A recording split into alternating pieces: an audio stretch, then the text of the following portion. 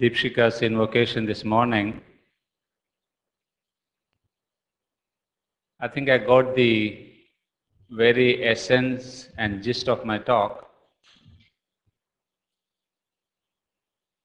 You see, I was reminded of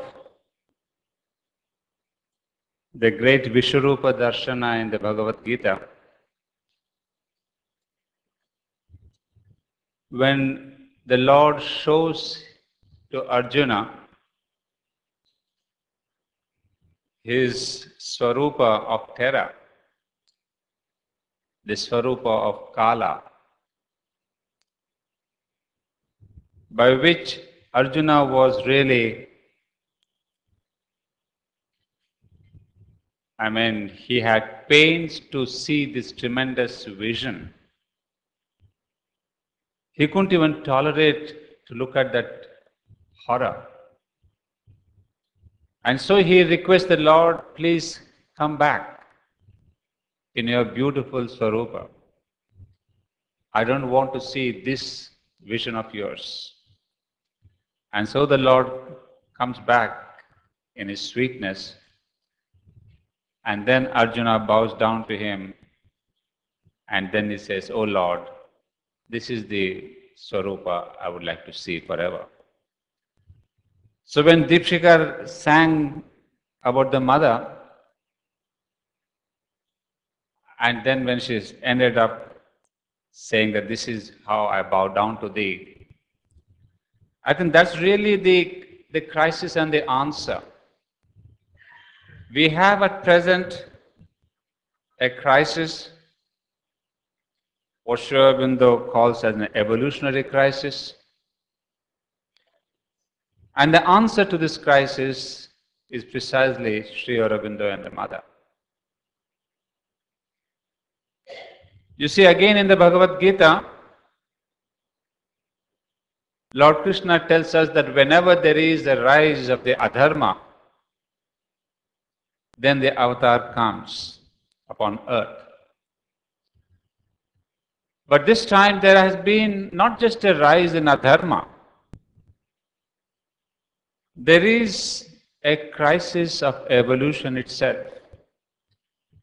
It is not that there is a question of increasing of adharma in mankind. This is a crisis of transition. A transition from one state of consciousness to another level. And this transition is much more terrible than all the adharmas that we can speak of in the past. That's why the crisis is tenfold more, and humanity is suffering 100-fold more. And to see that humanity gets across this crisis, again, an avatar had to come down. And not just one avatar, but a twin avatar. And that is the need of the hour. And in Sri Aurobindo, in his chapter, The Divine Life, in his book, The Life Divine, when he is analyzing about modern civilization, he points out three major dangers that this civilization might have to go through. And remember, he wrote this long back. And we see every word of it becoming more and more a greater reality. He would say, in essence, modern culture is a civilized reversion to the first state of man, his early barbaric state and its preoccupation with life and matter, a spiritual retrogression with the resources of the mind of a developed humanity, and a fully evolved science at its disposal. So you can see the acute danger of this present civilization, which is a spiritual retrogression with the resources of the mind of a developed humanity and a fully evolved science. So we have the power of science, but then our consciousness The spiritual consciousness has withdrawn. So it can really lead us to a horrendous future, because that future wherein we can utilize all the powers of science and destroy ourselves. So he would say, the very first danger is a resurgence of the old vital and material primitive barbarian in a civilized form. I read it again. The first danger is a resurgence of the old vital and material primitive barbarian in a civilized form. The means science has put at our disposal eliminates the peril of the subversion and destruction of an effete civilization by stronger primitive peoples. But it is the resurgence of the barbarian in ourselves, in civilized man, that is the peril, and this we see all around us. I think we couldn't have agreed more with Sri Aurobindo when he describes the present civilization as a resurgence of the barbarian in ourselves. Then he says, there is another danger. For a cessation of the evolutionary urge, a crystallization into a stable, comfortable, mechanized social living without ideal or outlook is another possible outcome. Again, a wonderful possibility that we could land up in a crystallization into a stable, comfortable, mechanized social living without ideal. And again, we see features of this in the modern civilization. We'll come to explain of this further. Let me read out the third one. The third, he says, at best, mankind will remain arrested in some kind of mediary typal perfection, like other animal kinds, while nature pursues her way beyond him to a greater creation. So this is the third danger. But now in our present times, at least what all of us experience is the first danger that Sri Aurobindo talks about. That is the resurgence of the old vital and material primitive barbarian in a civilized form. This resurgence is seen both on the individual and collective level. So when we think of Sri Aurobindo's warning about an evolutionary crisis, we should not think, oh, it belongs to some other sphere, it is belonging to the whole of humanity, I'm having a good life, I'm having a comfortable life, I'm untouched. On the contrary, this crisis is there in every one of us in some manner or the other. Perhaps we choose to be blind, but it is there nevertheless. And when we analyze this crisis, we can see that it falls into certain patterns, or I can say some predominant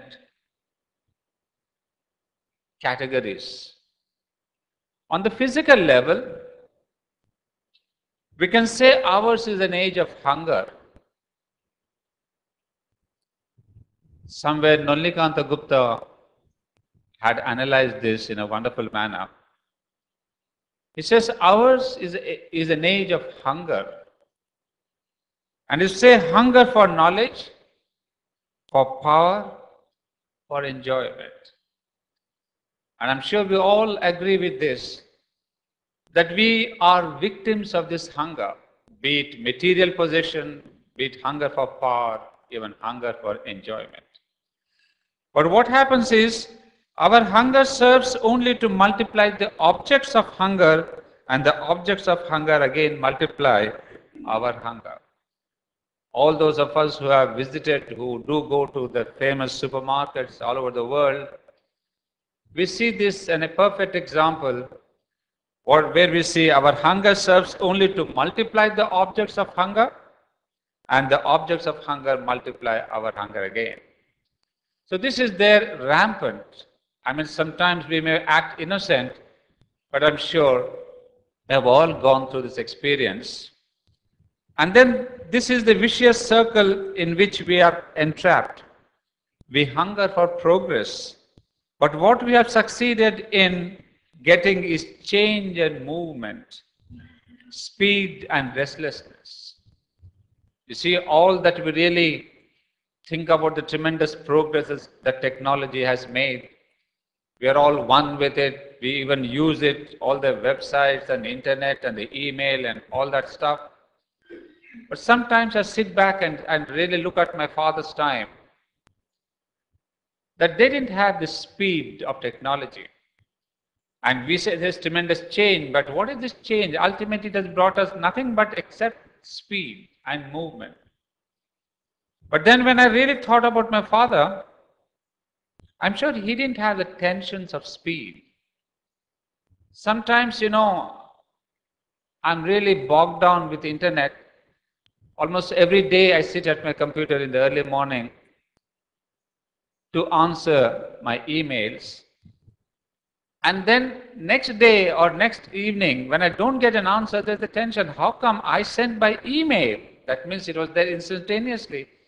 And I'm expecting an answer by the evening and I don't get it. Next morning, I didn't get it. And then the tension increases. But the same situation used to happen with my father when he used to write letters. He would say, I've sent a letter to America. And he would say, well, it takes 7 to 10 days to go. And another 10 days to come back. So one letter you send for 3 weeks, you can sleep on that letter without any tension. So because he used to go to America many a time and many correspondences took place, but there was never this tension of speed. So today I feel I'm doing a fast job, but the tension of speed is much more on me. And I don't think I've achieved much more than my father. So this is where we are suffering. So the progress that we have made is nothing very great except that we have earned a bit of speed and movement. And then we yearn for light. We have found only information. Yesterday and others spoke about this age of knowledge, and then we are increasing our knowledge of the world. So we think we are seeking light and more light. But we have ended up only in gathering information. And an information that has become a burden. And then ultimately, we look for power. We have mastered a few tricks or cleverer manipulations. We aspired for happiness. We have stopped with stray pleasures and hence with disappointments. You see, this is the sum and substance of this question of how on the physical level there is this resurgence of the old vital, the hunger. Next, on the life plane, there's a peculiar aridity that has invaded the modern consciousness. The sap has dried that once made life fresh and green and glad. It is not that we are turned away from life. On the contrary, we are attached to it more than ever. But the attachment has come upon us like a morbid hunger again. You see, we say we are enjoying life.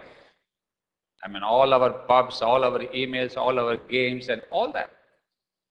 But then again, does it have that rasa of life? Can I really sit back and enjoy looking at the sunrise and the sunset and a flower in my garden? No. All the time there is the laptop, the computer, or when I cannot enjoy with the laptop, I go outside, meeting people, going to pubs and dances and parties. And these days parties are there on every little excuse. So you see what's happening? This quietness, this calmness, I have sacrificed it for the sake of the so-called enjoyment of life and life itself. And on the mental level, modern age persons know many things, perhaps a lot more than is needed, thanks to the websites. What these websites have done is more to increase our curiosity, which ultimately leads to a certain unrest and malaise. You see, really all our youngsters and others, we have so much of information. Sometimes I wonder when my young person in the office, Satya, I ask him a question, he doesn't reply. He goes to the computer, puts the question on the Google, and the reply comes. There's tremendous knowledge, but it's all curiosity. There's no search for seeking. There's no knowledge as such for seeking. And this unrest on the psychological level brings in a greater tension of the transitional, the temporary, and the tentative. So you see, everything that's happening now is moving us to a surface level where the sense of the temporary, the transitive, and the transition is really gripping our life. That's why the moderns, for the moderns, truth is merely relative. This is something that we need to really look into a little more. That in the name of freedom, in the name of democracy, in the name of freedom of speech, freedom of thought, freedom of expression, we reject every truth. We say, no, that is true, this is true, that is true, this is true. Well, yes, ultimately on the spiritual level, all have truth. But then for me and you, this accepting, we do not really go for something deeper, permanent, higher. We are seeking for relative truths. If it satisfies me now, it's fine. I'm happy with it.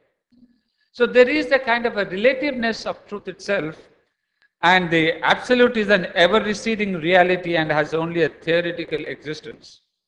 There's always a sense of approaching closer to the truth, but we cannot reach or possess the truth in the sense of a siddhi of the ancients. That's just the idea that I've taken from Nalini, a very beautiful idea, where it says in the ancient there was this kind of a siddhi, an achievement, an arriving at a realization. But here we don't arrive at any realization or a truth. We keep on pursuing, we say, I'm getting closer, but there is no level of siddhi. Siddhi, not in the spiritual sense of what we see Sri Aurobindo, the famous siddhi of the 24th November 1926. We are not even speaking about that great siddhi, but even a sense of arrival, a sense of achieving, a sense of realization. But siddhi also doesn't mean it's a blocking, it's not arrival, the finale. But a siddhi is a stage where there is a kind of there is a growth of consciousness and we move on to the next level. But our modern mind, we never arrive at any kind of a siddhi. It is an eternal pursuit. Because we really are so much on the surface level, the pursuit is there constantly. And we would say ultimately, on the spiritual level, we have succeeded to depose the divine king, the soul, the psychic being. Depose in the sense, it is the ministers themselves who have had a coup. They have dethroned the king and all the ministers, they have become the rulers. So the ministers are the mind, the body, the vital. So ultimately the real central crisis of our modern times is that the real king has been dethroned. And so we see there is an anarchy of the senses, there is the reign of the horror of the perverted vital, there is the tyranny of the crooked mind. So what do we achieve by this kind of a crisis? So what is now seen is the first danger that Sri Aurobindo alludes to, namely the resurgence of the old vital and primitive barbarian in a civilized form. So the second and third, we are not discussing the second and third dangers that Sri Aurobindo tells about, that how we could get crystallized into a comfortable living, or mankind can become a species that is there permanently. Because the whole thing that is happening now is the first resurgence of the old vital and the primitive barbarian. And all the present wars, terrorism, violence, restlessness, tension are symptoms of this danger. It is as if instead of the city of God being built upon earth, it is the devil's own capital city that is being established upon earth. I wonder if history has to offer to us a worse example than the present misery of man and the malady of mankind. The only remedy to the present situation in the world seems to be a pralaya. A deluge has to come to put an end to the earth's nightmare. In one of his articles, Nolnikanta Gupta again speaks about this pralaya. I just take a few lines. He says Mahakali has started her work of preparation. You see, this he wrote sometimes end of 70s. So it's now almost 40 years, and it states then, Mahakali has started her work of preparation of elimination, of destruction and dissolution. To clear the path of Mahalakshmi and Mahasaraswati, the infinite love and compassion of Maheshwari sanctions and supports it. The work has started. Call it the dance of Shiva. It has started and is proceeding faster and faster on its way. Destruction, dissolution, decomposition. Yes, that is the first result, and we are already witnessing and participating in it, whether we like it or not. So you see, and then he writes a sentence that this is inevitable. So those of us who are really seeking a spiritual life need not be depressed and disappointed seeing the destruction around. It is but inevitable that such a destruction takes place before there is a recreation. And therefore he would say, in fact, he himself quotes Sri Aurobindo, and I think that's a wonderful quotation because Sri Aurobindo has caught the present civilization in a wonderful manner in his writing in The Hour of God, where he says, the hour is often terrible, a fire and whirlwind and a tempest, a treading of the winepress of the wrath of God. But he who can stand up in it on the truth of his purpose is he who shall stand. So that was an analysis of the crisis. And so you see, this is not, let us not think that the crisis is evolutionary, so sure they're speaking about something future or something on the global level, but we have seen that we are all party to this crisis because of this resurgence of the barbarian in all of us.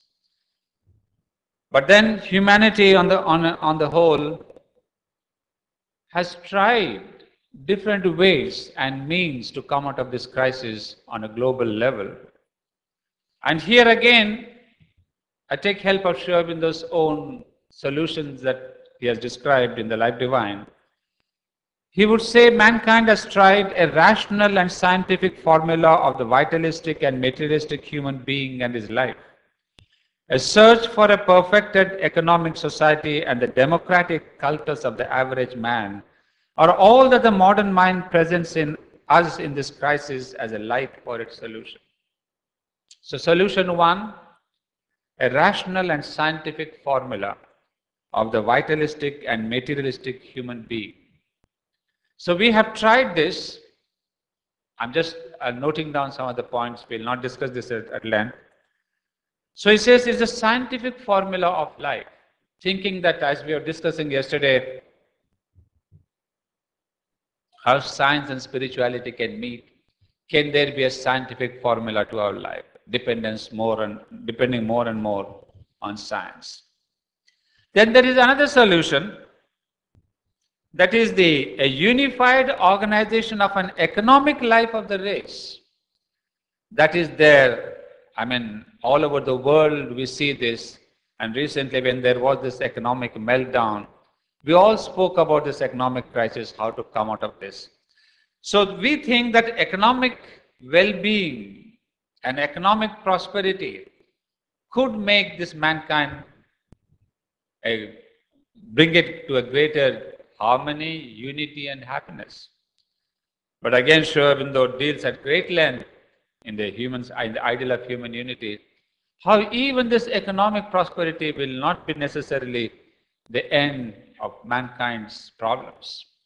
So he would say, but the method that is being employed in this economic reorganization is the same, a forced compression and imposed unanimity of mind and life and a mechanical organization of the communal existence. And I'm sure all of you who have visited the Western world would agree with me that there is this kind of a forced compression and imposed unanimity of the mind and life. That was my first impression when I really traveled the USA, a gigantic continent from east to west. You see, somebody traveling in India, you go 100 miles and you see a different language, a different food, different dresses, different, almost everything different, except there's some commonality of spirituality. But when I went from New York to California, the same food, the same pizzas, the same this thing, the same dresses, the same supermarket, almost the same language. Of course, there are different languages. But then it has an advantage. But when I went into the supermarkets, there's no shirt that fits me. I fit into the shirt. It's 44 size, 42 size. Whereas if I go to my tailor here, he takes my size and he says, you have got a bigger belly, so you must have a little looser thing. So here I've seen that there is a variation to the individual. But there is this commonality, unanimity of mind and life, and a mechanical organization of the communal existence. A unanimity of this kind can only be maintained by a compression of all freedom of thought and life.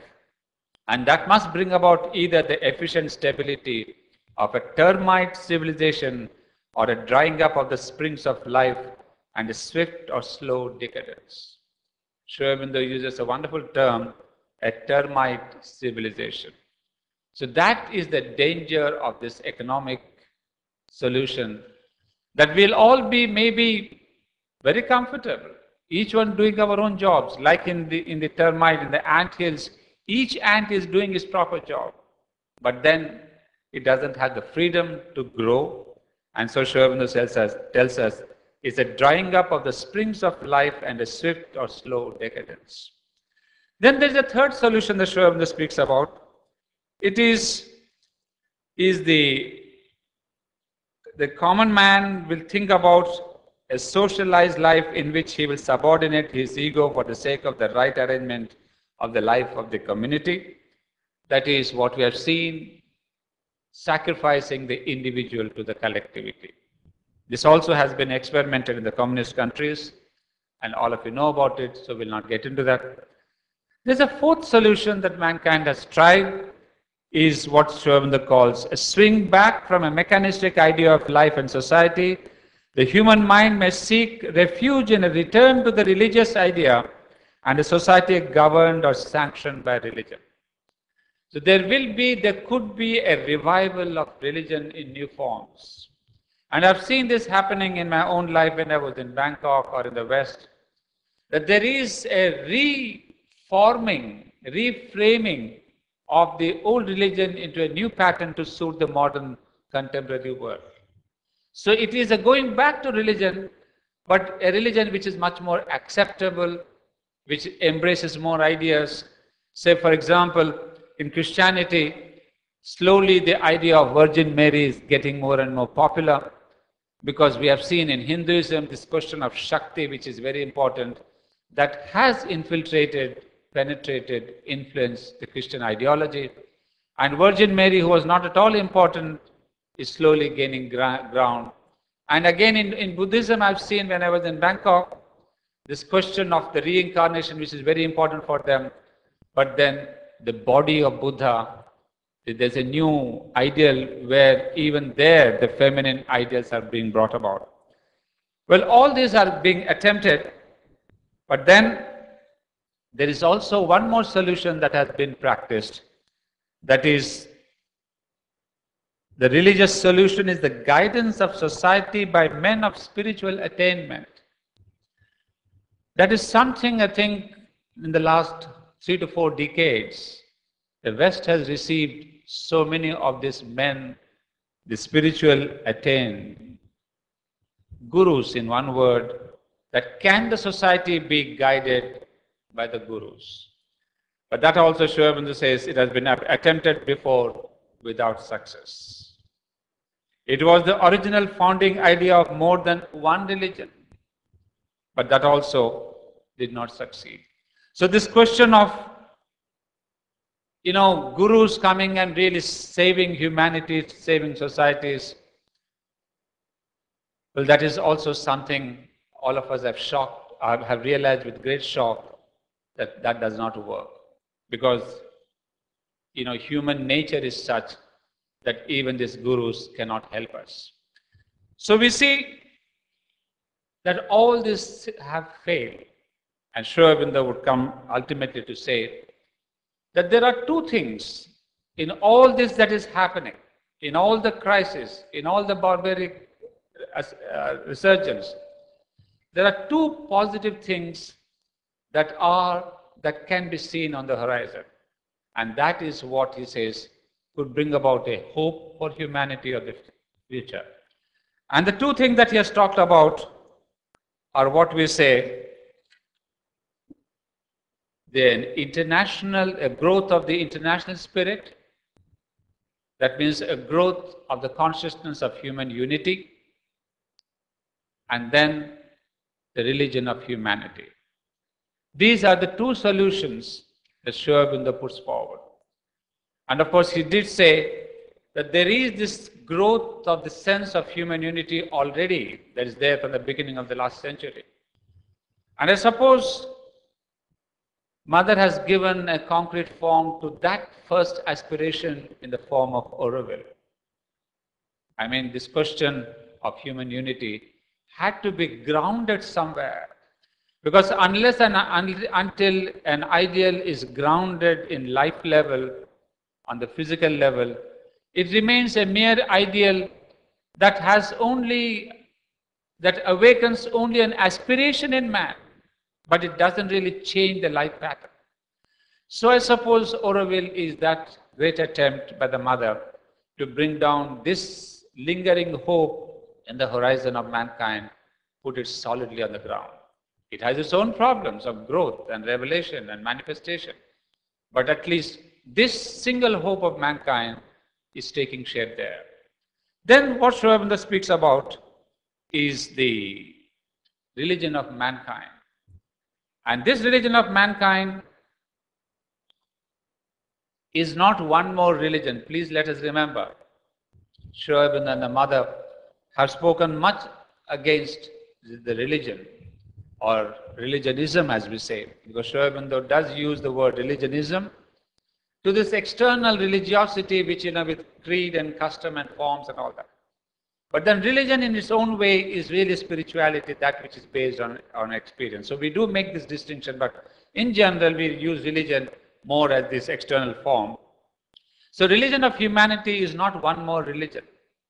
It is something deeper, and he would say it is not a universal religion, but an emphasis on the growth of the realization that there is a secret spirit, a divine reality in which we are all one, that human beings are the means by which it will progressively reveal itself. This, in fact, is the spiritual revolution which would ultimately deliver mankind.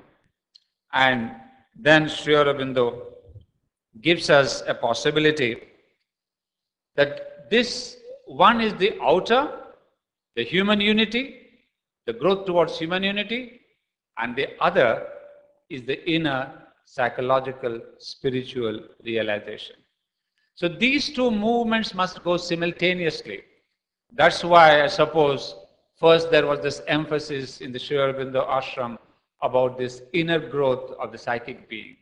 That's why the Mother has always, whenever after they would repeat 100 times, that Mother would always emphasize, realize your psychic being.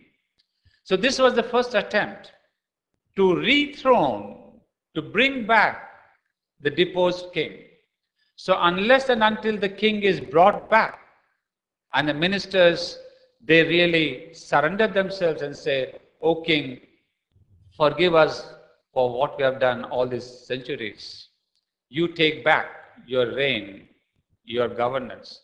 So that is why I suppose Mother and Sri Aurobindo are emphasizing on giving back to the psychic being its true place. That's what we call the psychic realization. So that was what was established, emphasized in the ashram in those preliminary years. Even now it's the same idea.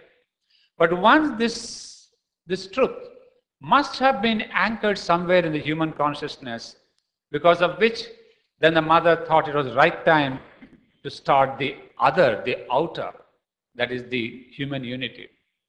Of course, Human unity and religion of mankind, they go together. One cannot be done without the other. But these have been two great experiments, the ashram and Auroville, one on the religion, the inner religion, the true spirituality, and then once it gained some kind of ground, acceptance in human consciousness, she started with this Auroville experiment. But then people may think it to be something, a chimera, and a utopia.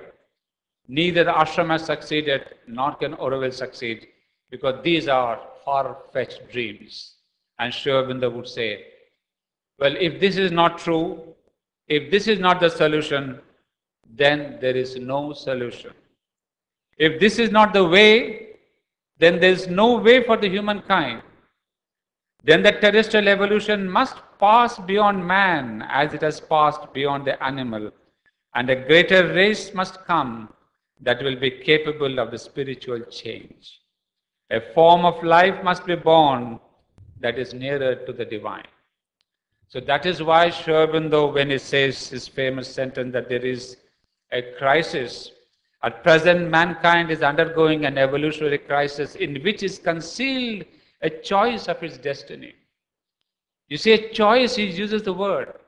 Because if you do not take to this inner path and this outer path of human unity, then he warns us that then the terrestrial evolution must pass beyond man as it has passed beyond the animal, and a greater race must come that will be capable of spiritual change. A form of life must be born that is nearer to the divine. After all, there is no logical necessity for the conclusion that the change cannot begin at all, because its perfection is not immediately possible. A decisive turn of mankind to the spiritual ideal, the beginning of a constant ascent and guidance toward the heights, may not be altogether impossible. Even if the summits are attainable at first only by the pioneer few and far off to the tread of the race. You see, this is where I brought in the question of the ashram and some of those early disciples of Sri Aurobindo and the mother, who, he says, but the pioneer few and far off, who have taken this leap toward this new consciousness, who have established in themselves. There are names which we can really count on our fingers, but that is sufficient. This pioneering few have caught on this new aspiration and given it a promise to mankind. So Sri Aurobindo says, and that beginning may mean the descent of an influence that will alter at once the whole life of mankind in its orientation and enlarge forever, as did the development of his reason, and more than any development of the reason, its potentialities and all its structure. So Sri Aurobindo has given us the hope.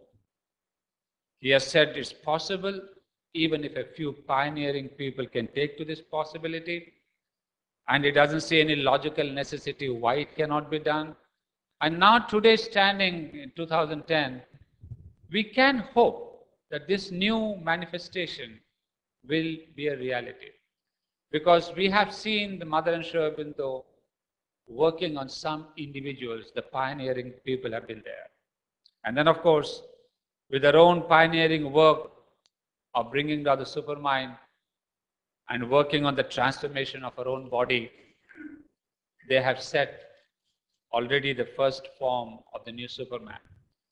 So in spite of all that is happening in mankind, the crisis, I think there is a positive direction. And that is why when Sri Krishna said that whenever there is the rise of adharma, I come to establish a new dharma. And that is why Sri Aurobindo and the Mother have come, not to establish a new dharma, but to establish a new species beyond mankind. And it's in that light that way back in 1914, this day is of great importance, 29th March, when they met. The dual avatars they met, and they launched upon this new adventure of consciousness, leading mankind to the next species. Thanks a lot.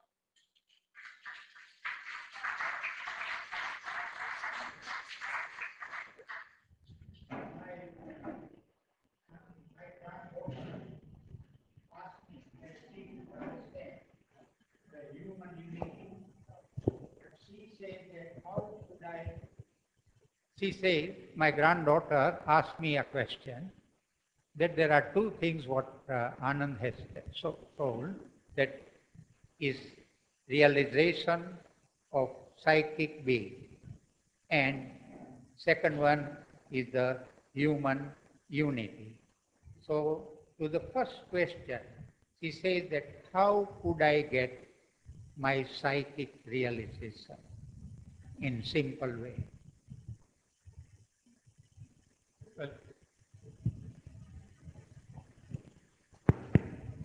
Well, to a granddaughter, I think I'll give the simplest answer. I'll not tell her about the philosophy of integral yoga.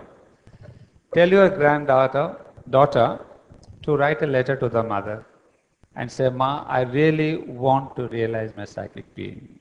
Why I'm saying this? In fact, in a integral yoga, she would say, first thing is you should want to have it. It's not just a wish.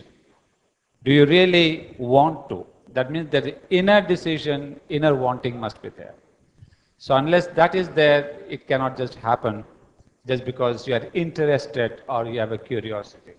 So for a granddaughter, the best thing is write a letter to the Supreme Mother and say, Mother, I am your granddaughter. Let me see you within me. And also, as Amal Kiran once told me, that the easiest way to find your psychic is do not sigh and do not kick.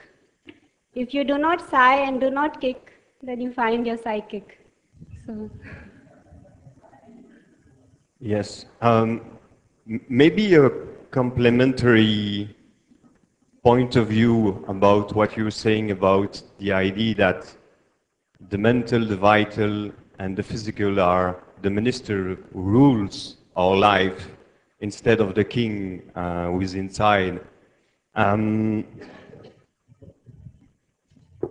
My point of view, those days in my sadhana, is that I feel a tremendous gratitude for my mental, for my vital, and for my physical.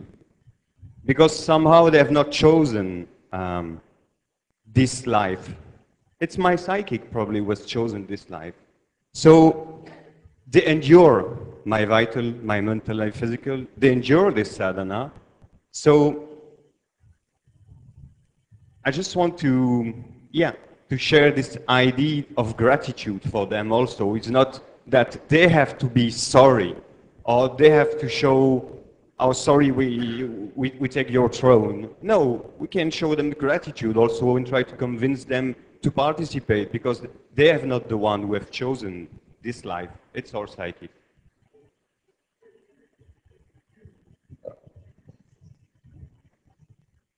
To the question, to the answer you gave of KD Setna, shy and kick, I had asked KD Setna, why shy? He said in love there is no shyness. So there has... No, he told me shy. Okay, maybe shy. So he said shyness. He says in love there is no shyness. There has to be openness. When you love the mother, there is absolutely openness. But then I said, wow, how about the kick part in? There is no kick, he says. Then he told me, it's so gentle, how can you kick? You have to be soft. I would now request Professor Lahoti, who is from Osmania University, to felicitate Dr. Reddy, one of its brightest alumni, who has had the courage to live his dream and to have chosen the road less taken. Professor Lahoti, please felicitate Dr. Reddy.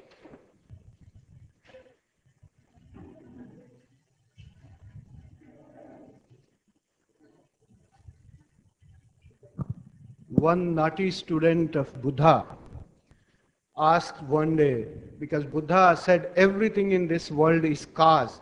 There is a cause for everything. And this naughty student said, look, Buddha, there is one thing that which is not cause. What is that? Then the answer was the smile that is there on your face. At least you can't give any cause or explanation to that smile.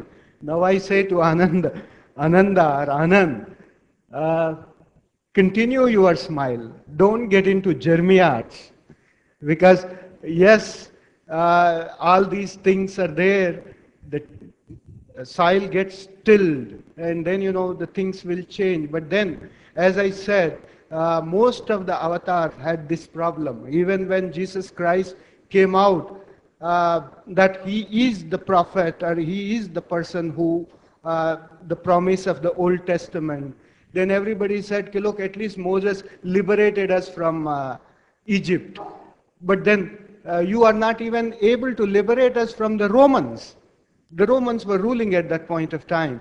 But he said, "Yes, I am liberating with this message of love," because that was the context, in the sense, if you pay with the violence, again with the violence, you will not liberate. The mankind will be liberated only with the message of love. And the international unity that you are talking is happening. And as I said, the first part of the seeker is to seek. Once he is revealed, like this is what exactly the Buddha, because not many prophets lived for long, but Buddha lived for long. See, once he was revealed, then he continued his mission till the old days with the smile on his face, going throughout, and then that mission succeeded. So I have one thing to say. Yes, the jeremiad, or the negative side, is a very important thing that we should take note, but then the positive things too are happening. I'm very glad that Anand, who was a student of Osmania University, not only that, we grew together. Incidentally, he happened to be he was not interested in philosophy from the beginning. He was in literature. He consciously chose to be in the literature because his father was there. And in that context, and his love for Savitri, he could get into that. And then I'm happy that, yes, he has attained, or he has arrived. And you better continue your mission to propagate, and things will happen. I'm very glad that I am here today to felicitate Anand, not only as a participant of this seminar, but as a member from Osmania University. Incidentally, you happen to be the student of that university.